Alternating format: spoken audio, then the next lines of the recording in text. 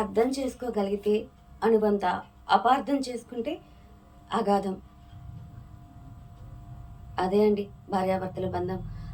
ఇక ఇలాంటి కొటేషన్స్ ఎన్ని చెప్పుకున్నా కూడా చాలా తక్కువనే చెప్పుకోవాలి. అపార్థాలు ఉంటాయి, అన్యోన్యత ఉంటుంది, అలకలు ఉంటాయి, బుజ్జగింపులు ఉంటాయి, అన్నీ కలిసిందే భార్యాభర్తల బంధం. దాన్ని మనకి స్క్రీన్ మీద ప్రజెంటేషన్ ఎలా ఉంటుంది అన్నదానికి రూపకల్పనగా మ్యాడ్ ఫర్ ఈచ్ అదర్ చెప్పుకోవచ్చు. మనకి నిన్న మొన్న అనిపించినంత బోరింగ్గా అయితే లేదు. ఇక ఆటలోకైతే మొదలైపోయాయి జంటలు కూడా. శ్రీముఖి కూడా చాలా బాగా ఆడిస్తుందనే చెప్పుకోవచ్చు. తన హోస్టింగ్ కూడా చాలా బాగుంది. ఈరోజు ఎపిసోడ్ అయితే నాకు బాగుంది. నిన్న మొన్నటితో పోల్చుకుంటే గేమ్లోకి కావాల్సిన అన్నీ కూడా చిన్నగా వాళ్ళు కావలసిన ఏదైతే మసాలా ఉందో, ఏదైతే కంటెంట్ ఉందో, ఏవైతే గొడవలు ఉన్నాయో అవన్నీ కూడా రెడీ చేసినట్టే ఈరోజు ఎపిసోడ్ చూస్తే మనకి చాలా బాగా అర్థమవుతుంది. మరి ఎపిసోడ్ 3 గురించి మనం సంక్షిప్తంగా చెప్పుకునే ప్రయత్నం చేద్దాం. గంటన్నర షో అంటే మనం గంటన్నర కాదు, మనం చెప్పుకుంటే అది 2 గంటలు అవుతుంది ఎక్స్ప్లెనేషన్ అది ఇవ్వడం. కాకపోతే నేను కొంచెం షార్ట్స్ రూపంలో కొన్ని చెప్తూ విడిగా సంక్షిప్తంగా ఓవరాల్గా ఏం జరిగిందనేది లాంగ్ వీడియోస్లో చెప్పే ప్రయత్నం చేస్తాను. కాబట్టి తప్పకుండా మన ఛానల్ని అయితే సబ్స్క్రైబ్ చేసుకోండి, లైక్ అండ్ షేర్ చేయండి, మీ సపోర్ట్ని నాకు అందించండి. ఇక నిన్న ఎపిసోడ్లో ఏదైతే ఎండింగ్ ఉందో, వీళ్ళు సంధ్య బిట్రు టాస్క్ గెలిచి హౌస్లోకి ఎంటర్ అయిన తర్వాత ఎవరైతే వీళ్ళని నామినేట్ చేసిన జంటలు ఉన్నారో వాళ్ళల్లో ఒకరి రూమ్ వీళ్ళకి స్వాప్ చేసుకునే ఛాయిస్ ఉందని చెప్పేసి శ్రీముఖి చెప్పడం జరుగుతుంది. సంజయ్ బిట్రు వచ్చేసి వాసంతి కళ్యాణ్ వాళ్ళ రూమ్ నెంబర్ 5ని అయితే స్వాప్ చేసుకోవడం జరిగింది. కాకపోతే మీరు బాత్రూమ్కి వెళ్ళే అవకాశం అయితే మేము ఇస్తాము, కాబట్టి మీ రూమ్ అయితే మేము స్వాప్ చేసుకుంటున్నామని చెప్పడం జరిగింది. ఇక ఇక్కడైతే కళ్యాణ్ బాగా ఫ్రస్ట్రేషన్ చూపించారు. అది గేమ్లో భాగంగా మేము మీ పేరు చెప్పాల్సి వచ్చిందే తప్ప మిమ్మల్ని ఎలిమినేట్ చేయాలని అయితే మేము అనుకోలేదు. అది కూడా లాంగ్వేజ్ ప్రాబ్లం అన్నది మేము చెప్పామే తప్ప మిమ్మల్ని ఎక్కడ మేము తక్కువ చేసి మాట్లాడలేదు. మీ వైపు ఉన్న నెగిటివ్ పాయింట్ చెప్పాలన్నదే మా ఉద్దేశం అని చెప్పేసి చెప్పాడు. కాసేపటికి కళ్యాణ్లో మార్పు అయితే వస్తూనే ఉంది. తను తీసుకోలేకపోయాడు. ఎప్పుడైతే రూమ్ మంది కాదు, వాళ్ళు వచ్చేసి తీసుకున్నారు అన్న ఫీలింగ్ అతనికైతే ఆ ఫ్రస్ట్రేషన్ చాలా బాగా అనిపించింది. ఇక మిమ్మల్ని మేము నామినేట్ చేశామని చెప్పేసి మా రూమ్ తీసుకున్నారు, మీరు నామినేట్ చేసిన వాళ్ళకి కూడా మీరు మీ రూమ్ ఇచ్చేయండి అంటూ వాదనకి దిగడం జరిగింది. ఇక వాసంతి వచ్చేసి తనకి కళ్యాణ్కి నచ్చజెప్పే ప్రయత్నం చేసింది. ప్లీజ్ కూల్, ఇక ఇది ఇంతటితో వదిలేసేయి. ఏదైనా ఉన్నప్పుడు శ్రీముఖి గారి ముందే నువ్వు మాట్లాడాల్సింది, అయిపోయాక మాత్రం వద్దు. మనం ఒప్పుకున్నాం, పక్కకు వచ్చేసాము. ఏదైనా ఉంటే on the face on the situation అక్కడికక్కడే మాట్లాడేసాయి. ఇక అదే కొనసాగించడం అయితే కరెక్ట్ కాదు. నేను తీసుకుంటాను, నేను ఉండగలను, కాబట్టి ఇక వదిలేసే దీని గురించి అని చెప్పేసి వాసంతి అతనికి కళ్యాణ్కి నచ్చజెప్పే ప్రయత్నం చేసింది. నా గురించి నాకైతే ఏ దిగులు లేదు, ఏ బాధ లేదు, కానీ నువ్వు అలా లివింగ్ రూమ్లో ఎలా ఉండగలవు? నువ్వు ఉండడం కష్టం కదా, నువ్వు చాలా ఇబ్బంది పడతావు కదా, అదే నా బాధ అంటూ కళ్యాణ్ కూడా చాలా బాధపడటం జరిగింది. ఇక వాసంతి అతనికి చెప్పి తను ఎమోషనల్ అయ్యి కన్నీరు పెట్టుకోవడం జరిగింది. అంజలి వచ్చి నువ్వే ఇలా అయిపోతే ఎట్లాగా, నువ్వే కదా తనకి చెప్పాల్సింది అని చెప్పేసి అంజలి వచ్చేసి వాసంతికి ధైర్యం చెప్పి ఇద్దరికి నచ్చజెప్పే ప్రయత్నం చేసి, సరే మీరు మాట్లాడుకోండి, మధ్యలో మేమెందుకంటూ వాసంతికి చెప్పి అంజలి వెళ్ళిపోవడం జరిగింది. ఇక ఇటు వచ్చేసరికి మనకి సోనియాను సిద్ధు వాళ్ళ డిస్కషన్ వచ్చేసి హరీష్ గారి గురించి. ఆయన మంచివారే, కానీ అలా ఏమనిపిస్తే అది అలా మొహాన్ని చెప్పేయడం అయితే కరెక్ట్ కాదు కదా. నేనైతే బేర్ బాడీ మీద ఉంటాను, నా భార్యకి అన్నీ ఇచ్చేసని చెప్తున్నారు, చూసే ధైర్యం ఎవరికైనా ఉందా, ఆయన ఎందుకు అలా మాట్లాడుతున్నారు అంటూ హరీష్ గారి గురించి వీళ్ళిద్దరూ డిస్కషన్ పెట్టుకోవడం జరిగింది. ఇక శివ్ ప్రియాంక ప్యారడైజ్ హౌస్ వైపు చూపిస్తూ శివ్ చెప్పడం జరుగుతుంది, నేను బయట ఎప్పుడూ కూడా నిన్ను క్యాండిల్ లైట్ డిన్నర్కి తీసుకెళ్లాలనుకున్నాను, ఆ డ్రీమ్ అయితే నెరవేరలేదు. ఇక్కడ ఆ ప్యారడైజ్ హౌస్లో ఏముందో ఒక్కసారైనా మనం ఈ హౌస్లో క్యాండిల్ లైట్ డిన్నర్ చేయాలని కోరుకుంటున్నాను అంటూ శివ్ తన తన కోరిక ఏదైతే ఉందో అది చెప్పడం జరిగింది. అప్పుడు ప్రియాంక ఒక్కసారి కాదు ఎన్నిసార్లైనా సరే మనం ఇక్కడ క్యాండిల్ లైట్ డిన్నర్ చేయగలగాలి అంటే తను చెప్పడం జరిగింది. ఇద్దరు సరదాగా మాట్లాడుకుంటూ ఇక శివ వెళ్ళేసి తనకి ముద్దు పెట్టడం జరుగుతుంది. ముద్దు పెట్టాక ఇక ఈ షో మొత్తం మీద ఎక్కువ కిస్సెస్ ఇచ్చిన జంట, పెట్టుకున్న జంట మనమే అవుతామేమో అంటూ తను ఫన్గా సరదాగా మాట్లాడడం జరిగింది. మనకి ఈ షోలో అడల్ట్ కంటెంట్ అయితే ఉంటుందండి, అదైతే అర్థమై, ఎందుకంటే మనం అబ్జర్వ్ చేయడానికి వాళ్ళు జంటలు. ఇప్పుడు మనకి బిగ్ బాస్ వచ్చేసరికి వాళ్ళంటే అపరిచితులు, ఎవరికి వారు ఒక్కరు కూడా పరిచయం లేని వారే వచ్చి అక్కడ స్నేహం అనేది పెంచుకోవడం, ఒక బాండింగ్ అనేది ఏర్పరచుకుంటారు. వాళ్ళ మధ్య ఏవైనా వస్తే అది విమర్శించడానికి అవకాశం ఉంది. ఇక్కడ వీళ్ళు కపుల్స్ కదా, ఇక్కడ ఏమీ అనే రైట్ లేదు. కానీ ఇది పబ్లిక్ ప్లాట్ఫామ్ కదా, కాబట్టి ఇలాంటివి ఏవైనా ఉంటే, ఇంకా ఇంతకు మించి ఏమైనా ఉంటే అవి ఎడిటింగ్ చేసి చూపించాల్సిన బాధ్యత అయితే టీం వాళ్ళకే ఉంటుంది. ఇలాంటివి ఉంటాయి, ఇంతకు మించి కూడా ఉంటాయి. కాకపోతే అది పబ్లిక్ ప్లాట్ఫామ్ మీద ఏది ఎంతవరకు చూపించాలి అని కనుక ఆ టీం వాళ్ళు జాగ్రత్త తీసుకోకపోతే నెగటివిటీ పెరిగి ప్రోగ్రామ్ బ్యాడ్ అయ్యే అవకాశం అయితే ఉంది, తప్పకుండా ఉంది. విమర్శలు వచ్చే స్థాయిలో అయితే వీళ్ళు వాళ్ళ ప్రవర్తన జంటలు కాబట్టి వాళ్ళ ప్రవర్తన ఎలా ఉంటుందనేది మనకు తెలియదు. ఎడిటింగ్ చేసేవాళ్ళు టీం వాళ్ళు జాగ్రత్త తీసుకోకపోతే అది వాళ్ళకే నెగిటివ్ అయ్యే ఛాన్స్ ఉందని అందరికీ తెలిసిన విషయమే. కాబట్టి మనం కూడా రివ్యూస్లో ఏదైతే ముఖ్యమో వాటి గురించే చెప్పుకునే ప్రయత్నం చేద్దాము. ఏదైతే అడల్ట్ కంటెంట్ ఉందో దాని గురించి అయితే నేను కూడా ఎక్కువ చెప్పదలుచుకోలేదు. గొడవలు మనకు కావాల్సింది ఏంటి, గొడవలు, నామినేషన్స్ ఉంటాయి, వాళ్ళ మధ్య ఏదైనా ఆ బాండింగ్, స్వీట్ నథింగ్స్ ఏవైతే ఉంటాయి, ఇది బాగుంది, ఇది ఒక మోరల్గా ఉంటుంది భార్యాభర్తల బంధానికి అనిపించిన విషయాల గురించి మాత్రం మనం చెప్పుకునే ప్రయత్నం అయితే చేద్దాం. మరి మీ సపోర్ట్ అయితే నాకు అందిస్తారు కదా, చూస్తాను. ఫస్ట్ లైక్ చేయండి, తర్వాత సబ్స్క్రైబ్. ఇంకా నా నటరాజ్ మాస్టర్ గారికను వాళ్ళ వైఫ్ ఉన్న నీతు గారికి పక్కన భాను అనుకుంటాను, వాళ్ళ మధ్య వాళ్ళ లవ్ స్టోరీకి సంబంధించి స్టోరీ డిస్కషన్ కాసేపు పెట్టుకున్నారండి. దాని గురించి మళ్ళీ మనకి టాస్క్ ఒకటి జరిగింది, అందులో కూడా ఎక్స్ప్లెయిన్ జరిగింది. అది మనం తర్వాత చెప్పుకుందాము. మన షార్ట్స్లో తప్పకుండా ఆ టాస్క్లో ఏమేమి జరిగిందో అవన్నీ కూడా నేను ఎక్స్ప్లెయిన్ చేస్తాను. ఇక తర్వాత మళ్ళీ శ్రీముఖి గారు ఎంట్రీ ఇచ్చారు. అప్పుడు అందరినీ పిలిచి మళ్ళీ అడగడం జరిగింది, ఇందాకేంటి నా పేరు వినిపించింది అని చెప్పేసి. కళ్యాణ్ని వాసంతి జంట ఉంది కదండి, ఇందాక ఫస్ట్లో మనకి గొడవ అయినప్పుడు సంజా బిట్రు వాళ్ళ విషయంలో రూమ్ స్వాప్ విషయంలో గొడవ అయింది కదా. ఇక శ్రీముఖి అడిగింది, ఏమైంది ఇందాక, ఏది ఇప్పుడు చెప్పండి అనగా చెప్పాడు.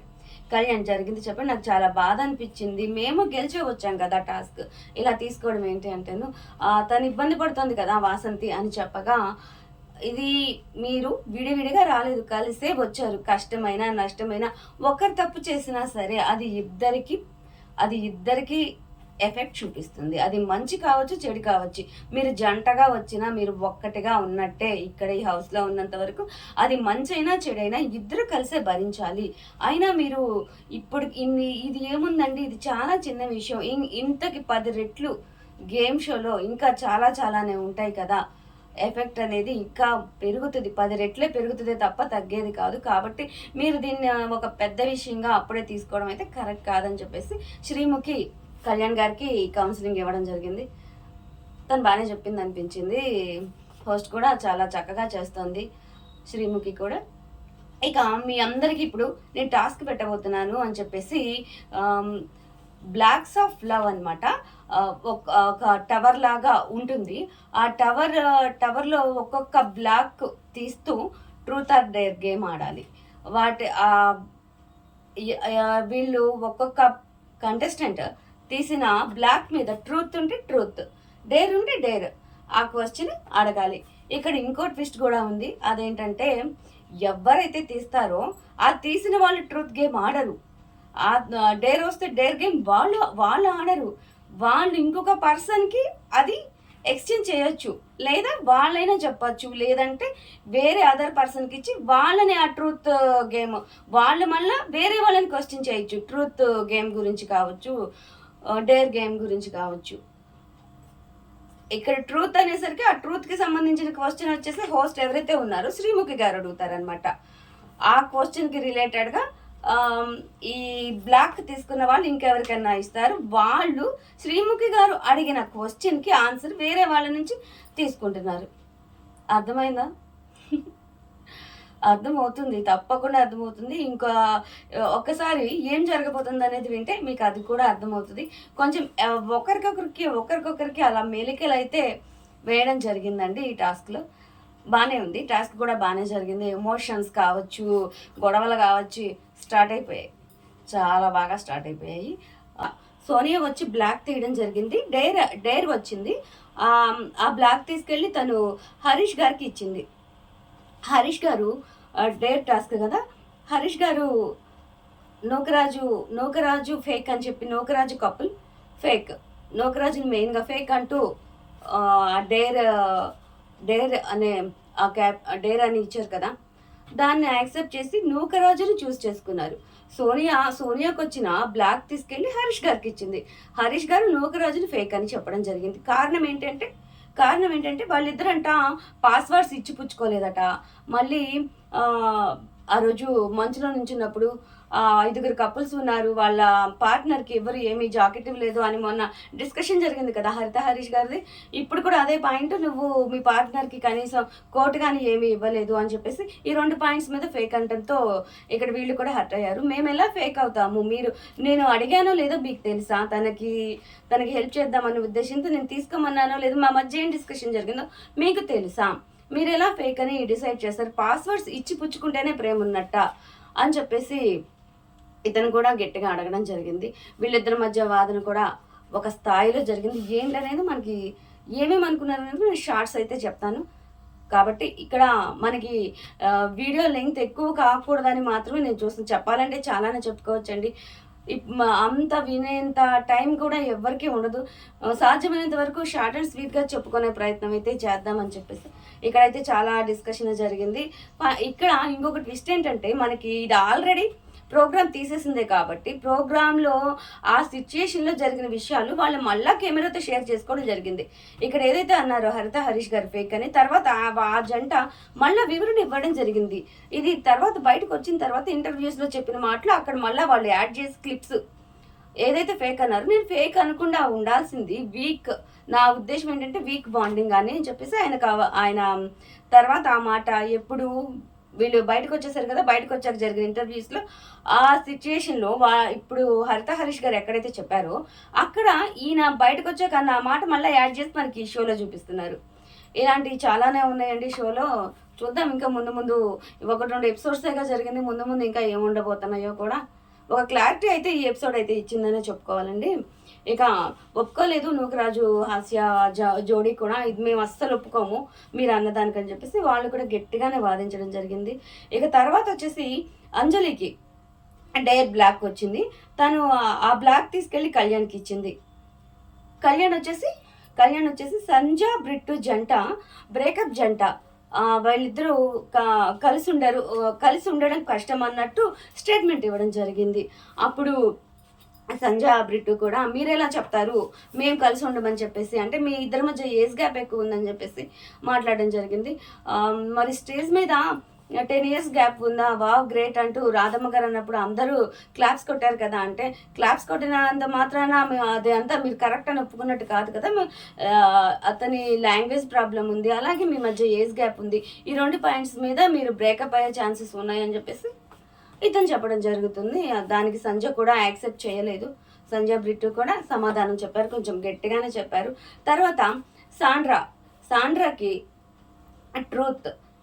ట్రూత్ అనే బ్లాక్ వచ్చింది. అది తీసుకుని వెళ్ళి ఇక శ్రీముఖి అడుగుతుంది, చివరగా బ్రేకప్ ఆలోచన ఇద్దరిలో ఎవరికి వచ్చింది, ఒక జంటని చూస్ చేసుకొని మీరు అడగచ్చు, లేదా మీ జోడీనైనా మీరు అడగచ్చు, లేదంటే ఇంకెవరినైనా జంటని మీరు అడగచ్చు అంటే శ్రీముఖి సాండ్రాకి చెప్పగా, సాండ్రా వచ్చేసి మనకి నీతు గారిని సెలెక్ట్ చేసుకొని అడిగితే నీతో చెప్తారు, నాకు అన్నీ ఆయనేను, చిరాకులు పరాకులు ఎన్నొచ్చినా కూడా అన్నీ ఆయనే నాకు, ఎలా చూసుకున్నా కానీ అని చెప్పేసి వస్తుంటాయి పోతుంటాయి. ఏ రోజు విడిపోవాలని ఆయన కానీ నేను కానీ అనుకోలేదు అనగా, మీది ఎన్నేళ్ళ బాండింగ్ అని అడిగింది సాండ్రా. చెప్పింది దాదాపు ఒక 15 ఏళ్ళో 17 ఏళ్ళో చెప్పడం జరిగింది. నేను అడుగుతోంది, స్టార్టింగ్ నుంచి అడుగుతున్నాను. ఏదో ఒక క్షణం ఎప్పుడైనా కోపం వచ్చినప్పుడు అనిపించుంటుంది ఆయనకి కానీ మీకు కానీ, ఆ సందర్భం ఏంటని అడుగుతున్నాను అని అనగా, తన ఏదైతే మ్యారేజ్కి ముందు రోజుల్లో వాళ్ళ మధ్య జరిగిన కొన్ని విషయాలైతే తను షేర్ చేయడం జరిగింది. ఆయన తనని కాకుండా వేరొక మహిళతో కలిసి ఉండగా ఒకే రూమ్లో తను చూసినట్లుగా చెప్పుకొచ్చింది. అప్పుడు తను చాలా బాధపడినట్టు, ఇక తను అతనితో బ్రేకప్ అంటే తను మాత్రమే వన్ సైడ్ లవ్ అంట. ఆయన పెద్ద ఇంట్రెస్ట్ చూపించేవారు కాదు, కానీ నేను మాత్రమే అభిమానించాను. ఎప్పుడైతే నేను అతన్ని ఇంకా అలాంటి సిచ్యుయేషన్స్లో చూసాను, అప్పటికి కాదు ఇతను నాకు వద్దనుకొని 7 సంవత్సరాలు దూరంగా ఉన్నాను. తర్వాత ఆయనే తన తప్పు తెలుసుకుని రియలైజ్ అయ్యి నీతు గారి కోసం వచ్చారట. ఇది ఓ రకంగా అర్జున్ రెడ్డి స్టోరీ అని చెప్పలేం, కానీ ఆయనే చెప్పుకుంటున్నారు షోలో ఇప్పటికి చాలాసార్లు, నేను అర్జున్ రెడ్డి అని చెప్పేసి ఆయన చెప్పుకుంటున్నారు. ఆయన అక్కడ కూడా చెప్పడం జరిగింది. ఈ టాస్క్లో కూడా నేను పెళ్ళికి ఇలాంటి వాటికైతే నేను యాక్సెప్ట్ చెయ్యను. గర్ల్ ఫ్రెండ్స్ మాత్రం చాలామందే ఉన్నారు, ఎవరితో మాత్రం నేను కమిట్ అవును, ఇంకా దేనికైనా నేను సిద్ధమే అంటూ నేను ముందే చెప్పేవాడిని నా గర్ల్ ఫ్రెండ్స్తో కూడా అంటూ ఆయన ఓపెన్గా ఒక పబ్లిక్ ప్లాట్ఫామ్ మీద అలా చెప్పుకుంటున్నారు. ఇక్కడ గొప్పతనం ఎవరిదైనా ఉంది అంటే నీతు గారిదే అండి. ఆ జంటను చూసి ఈ రోజుల్లో ఎవరైనా నేర్చుకోవాల్సింది ఉంది అంటే, అలాంటి సిచ్యుయేషన్ నిజంగా ఉంటే ఈ రోజుల్లో జంటలు ఎవరైనా కలిసి ఉంటారా? కానీ నీతు గారిలో ఉన్న గొప్పతనం అదే. ఒక మహిళగా ఒక మనిషిని అభిమానిస్తే లోపాలతో సహా ఆవిడ స్వీకరించగలిగారు చూసారా? ఆ జంటలో ఉన్న గ్రేట్నెస్ నీతు గారి విషయంలో మాత్రం అది హ్యాట్స్ ఆఫ్ అనే చెప్పాలి నిజంగా. ఇక్కడ ఒక్కొక్క జంట ఒక్కో కథ, ఒక్కో జంట ఒక్కొక్క నీతి కూడా చూపిస్తుంది. ఇప్పుడు సొసైటీకి ఎప్పుడైతే కనెక్ట్ అవుతామో వాళ్ళలో ఉన్న లోపాలు ప్లస్లు అన్నీ కూడా మనం తప్పకుండా మాట్లాడుకునే ప్రయత్నం అయితే చేస్తాం కాబట్టి నేను చెప్తున్నానండి. ఇక తర్వాత వచ్చేసి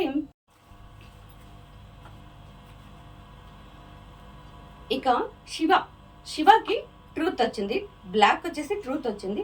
ఎవరిని నామినేట్ చేస్తారు మీరు అని శ్రీముఖి క్వశ్చన్ అడగగా, సంజయ్ బ్రిట్టు జంటని నామినేట్ చేస్తానని చెప్పేసి చెప్పాడు. ఎందుకు అంటే మళ్ళీ సేమ్ అదే లాంగ్వేజ్ ప్రాబ్లం, దానివల్ల వాళ్ళు నామినేషన్స్లోకి వచ్చి అటు నుంచి అటు ఎలిమినేషన్ అయ్యే ఛాన్స్ కూడా ఉందంటే వాళ్ళ జంట గురించి చెప్పగా, సంజయ్ మళ్ళీ వాళ్ళని సపోర్ట్ చేసుకుంటూ చెప్పడం జరిగింది. అదొక్కటే రీజన్, ఆ రీజన్ మీదే అవుతామని అయితే మేము అనుకోవట్లేదు, మీ ఉద్దేశం మీదే అంటే సంజయ్ సమాధానం చెప్పిందండి. ఇక శివకి ట్రూత్ వచ్చింది, బ్లాక్ వచ్చేసి ట్రూత్ వచ్చింది. ఎవరిని నామినేట్ చేస్తారు మీరు అని శ్రీముఖి క్వశ్చన్ అడగగా, సంజయ్ బ్రిట్టు జంటని నామినేట్ చేస్తానని చెప్పేసి చెప్పాడు. ఎందుకు అంటే మళ్ళీ సేమ్ అదే లాంగ్వేజ్ ప్రాబ్లం, దానివల్ల వాళ్ళు నామినేషన్స్లోకి వచ్చి అటు నుంచి అటు ఎలిమినేషన్ అయ్యే ఛాన్స్ కూడా ఉందంటే వాళ్ళ జంట గురించి చెప్పగా, సంజయ్ మళ్ళీ వాళ్ళని సపోర్ట్ చేసుకుంటూ చెప్పడం జరిగింది. అదొక్కటే రీజన్, ఆ రీజన్ మీదే అవుతామని అయితే మేము అనుకోవట్లేదు, మీ ఉద్దేశం మీదే అంటే సంజయ్ సమాధానం సంజయ్కి బిట్టుకి డేర్ బ్లాక్ వచ్చింది. అప్పుడు శ్రీముఖి అడగడం జరుగుతుంది, టాప్ బాటంలో బాగా వీక్ జంట ఇద్దరిని సెలెక్ట్ చేయాలి, బాగా వీక్గా ఉన్న జంట ఎవరు అనుకుంటున్నారు అని శ్రీముఖి అడగగా, వీళ్ళిద్దరు జంట వచ్చేసి మనకి సోనియా సిద్ధు ఒక జంట, అంజలి పవన్ ఒక జంటగా వీళ్ళు సెలెక్ట్ చేయడం జరిగింది. వీళ్ళిద్దరు వీకెస్ట్ జంటలుగా మేము అనుకుంటున్నాము అని చెప్పడంతో ఇక మాటల యుద్ధం అయితే మొదలైందండి. ఈ జంటల మధ్య అయితే రివెంజ్ తీర్చుకుంటున్నావు, మేము మిమ్మల్ని నామినేట్ చేసాం కాబట్టి మొన్న ఎపిసోడ్లో నామినేట్ చేసిన నలుగురులో ఈ ఇద్దరు కపుల్స్ కూడా ఉన్నారండి.